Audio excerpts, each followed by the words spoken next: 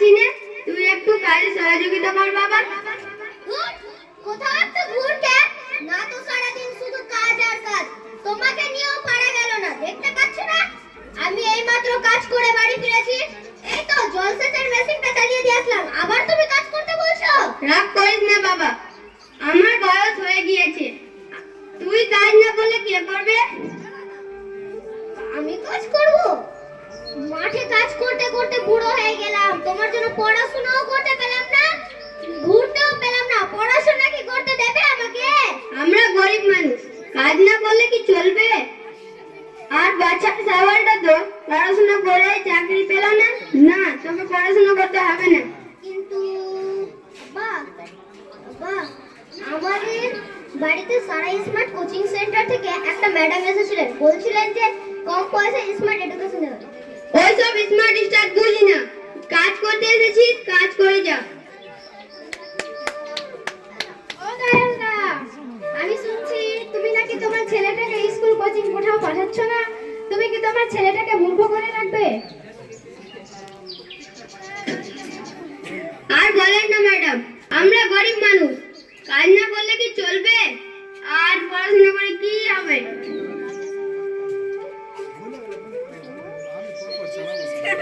ও দয়ালদা, তুমি ওরকম কথা কেন বলছো? তুমি জানো না আলিপুর বামামোড়ে সারা স্মার্ট কোচিং সেন্টার নামে একটি কোচিং আছে, আমি সেখানকার শিক্ষিকা, সেখানে কম খরচে স্মার্ট এডুকেশন দেওয়া হয়। তুমি যদি চাও তো তুমি তোমার ছেলেটাকে সেখানে পাঠাবে। ও গো, এটা কে গো? এটা সারা স্মার্ট কোচিং সেন্টারের ম্যাম। তুমি তো বুঝতেই পারছো আমরা গরিব মানুষ, আমরা ভেবেছি আমাদের ছেলেটাকে সরকারি স্কুলে ভর্তি করব, সেখানে কি সরকারি স্কুলে ছাত্রছাত্রীদের পড়ানো হয়? তুমি ওরকম কথা কেন বলছো? সেখানে সরকারি ও বেসরকারি উভয় স্কুলের ছাত্রছাত্রীদের স্মার্ট এডুকেশন দেওয়া হয়। সেখানে কি কি সুবিধা রয়েছে? সেখানে smart classroom, AC classroom, SMS alert, train teacher, spoken English, abacus ইত্যাদি ফ্যাসিলিটি রয়েছে। ঠিক আছে দয়ালদা, তাহলে আমি আসি।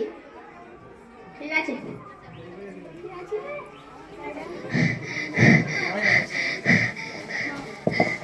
সোনামণি মা আমার, কি করছিস রে মা? আমার জন্য এক গ্লাস জল এনে দে তো রে মা। এই তো মা আনছি, আনছি মা আনছি।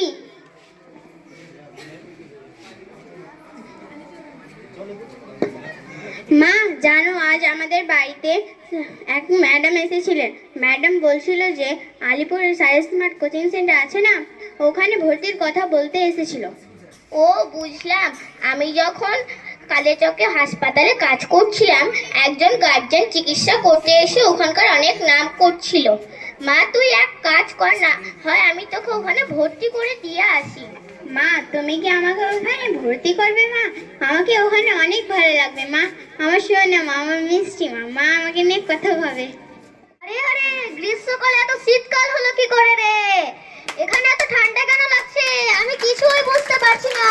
আরে বোকা, তুই কি জানিস না আমাদের সারা স্মার্ট কোচিং সেন্টারে এসির ব্যবস্থা রয়েছে। এসি আবার কি? এসিও জানিস না? কি বোকা, গরমের মধ্যে ঠান্ডা বাতাস দেয় এসিতে। ওরে, কোথা থেকে এত জোরে আওয়াজ আসছে রে? কান তো ফেটে গেল, এত জোরে আওয়াজ কখনো শুনি নাই। আরে তুই কি জানিস না মন্টু, আমাদের কোচিং সেন্টার অডিও ভিজুয়াল এর সাহায্যে মাইকে জোরে জোরে কথা শোনা যায়।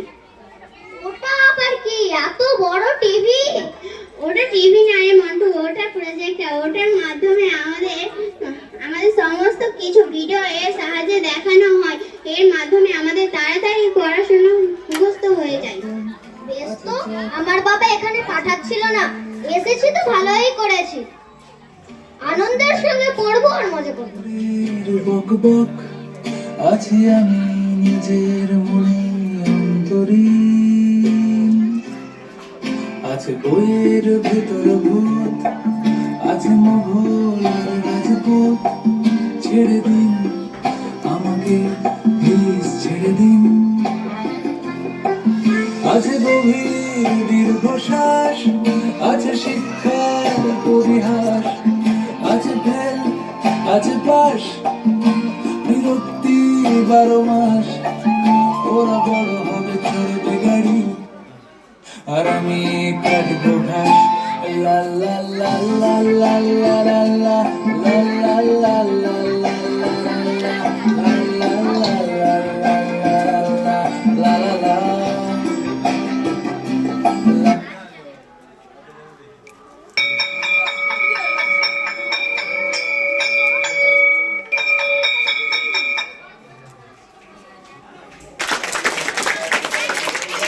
আরে আলিয়া, কাল তো আমাদের ফিজিক্যাল সায়েন্স পরীক্ষা, এবার কম নাম্বার পেলে তো বাবা মেরেই ফেলবে।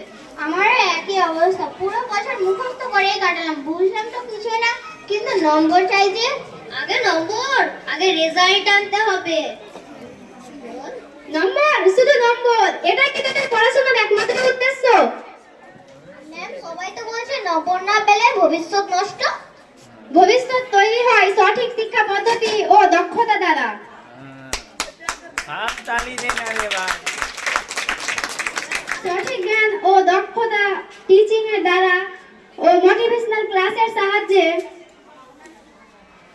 নিজেকে সঠিক মানুষ হয়ে উঠতে হবে। তার জন্য চাই সঠিক শিক্ষা পদ্ধতি, সঠিক জ্ঞান, সঠিক দক্ষতা, সঠিক উপকরণ, সঠিক শিক্ষা ব্যবস্থা। এগুলো ম্যাম আপনি আমাকে দেবেন, আমি এক সঠিক মানুষ হয়ে উঠবো। তখন এটা স্বপ্ন ছিল, যাই শুনেছি স্বপ্নে সবকিছু মনে রাখবো, ভবিষ্যতে মানুষ হয়ে উঠবো। कंफ्यूज मेरे दिल, मशवरा मेरा, वो आजमा के देख, यही उम्र है कर ले, गलती से मिस्टेक, यही उम्र है कर ले। নকল দেখে পরীক্ষা দিচ্ছে। यही उम्र है कर ले, कंफ्यूज मेरे दिल, मशवरा मेरा, वो आजमा के देख, यही उम्र है कर ले, गलती से मिस्टेक, यही उम्र है कर ले, गलती से मिस्टेक, यही उम्र है कर ले, गलती से मिस्टेक, यही उम्र है कर ले।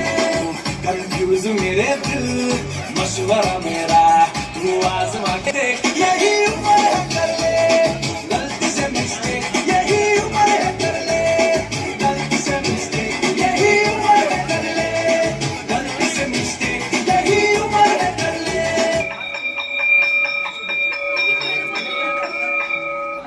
कंफ्यूज मेरे दिल, मशवरा। তোর পরীক্ষা কিরকম হয়েছে? ম্যাম, আমি যে কিছু মুখস্থ করেছি তা কিছুই করিনি, আমি কিছু খুব ভালো রেজাল্ট করতে পারিনি। আরে মন্টু, তোর পরীক্ষা কিরকম হয়েছে? ম্যাম, কি বলবো, আপনি যেভাবে সারা স্মার্ট কোচিং সেন্টারে অডিও ভিজুয়ালের মাধ্যমে বোঝাতেন তা মাথার মধ্যে ঘুরপাক খেত, শুধু পড়া আর পড়াই মাথার মধ্যে ঘুরপাক খেত, এবং তার সঙ্গে নিজের ভাবনা মেশাতাম, এবং তাতে সঙ্গে সঙ্গে পড়া মুখস্থ হয়ে যেত, মুখস্থের কোনো দরকার হয়নি। ধন্য তুমি সারা স্মার্ট কোচিং সেন্টার, ধন্য। Number number number, I don't like it, but number like to me.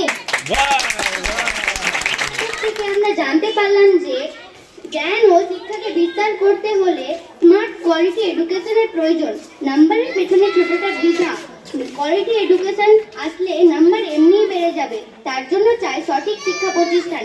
Alipur বাম্মা মোড়ে অবস্থিত একটি সঠিক শিক্ষা প্রতিষ্ঠান সারা স্মার্ট কোচিং সেন্টার। আসেন আমরা সবাই এখানে যুক্ত হই।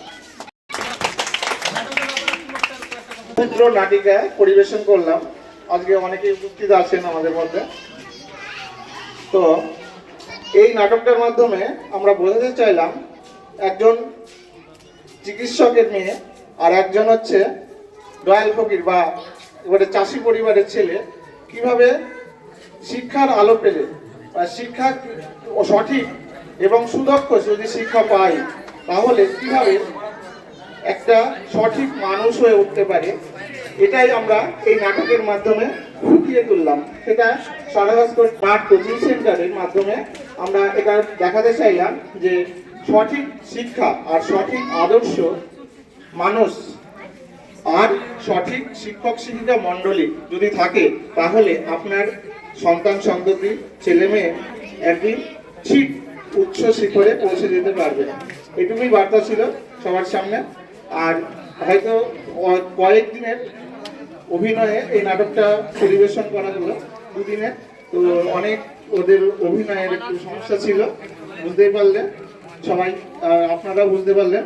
তো এই বলে আমি এই নাটকের যেটা আমরা বোঝাতে চাইলাম হয়তো কিছুটা আপনারা বুঝতে পেরেছেন, এই বলে আমি আমার ক্ষুদ্র কথা শেষ করছি।